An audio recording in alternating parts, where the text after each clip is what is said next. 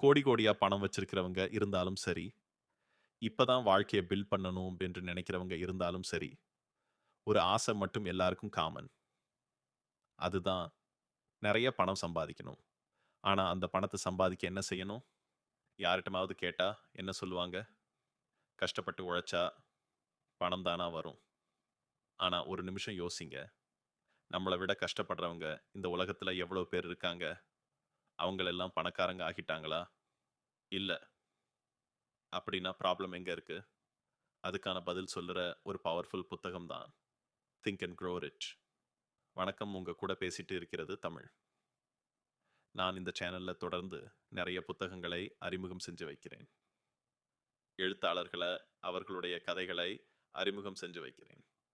இது மாதிரி காணொளிகள் உங்களுக்கு பிடிக்கும்னா கண்டிப்பா என்ன ஃபாலோ பண்ணிட்டு வாங்க. அந்த வரிசையில இன்னைக்கு நம்ம பார்க்க போறது தான் இந்த நெப்போலியன் ஹில் எழுதின திங்க் அண்ட் கராரிச்.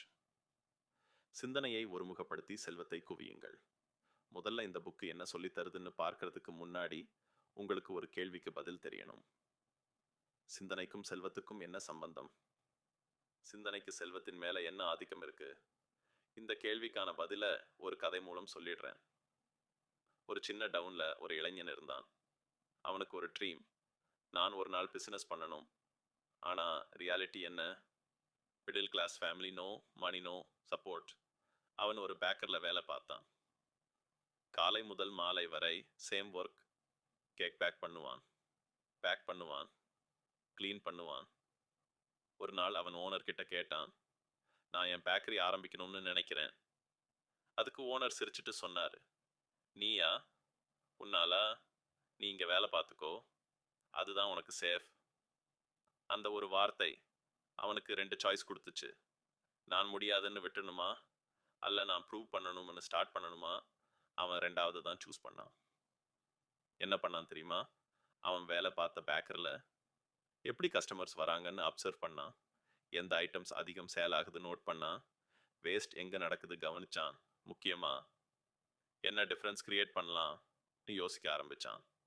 சில மாதங்கள் கழிச்சு சின்ன இன்வெஸ்ட்மெண்ட் வைத்து ஹோம்லேயே கஸ்டம் கேக்ஸ் செய்ய ஆரம்பிச்சான்.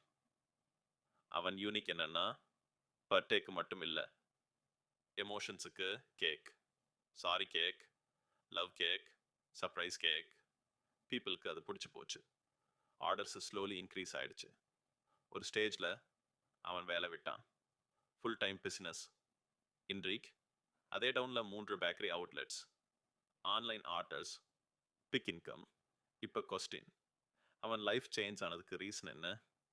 லக்கா? இல்லை. ஹார்ட் ஒர்க்கா?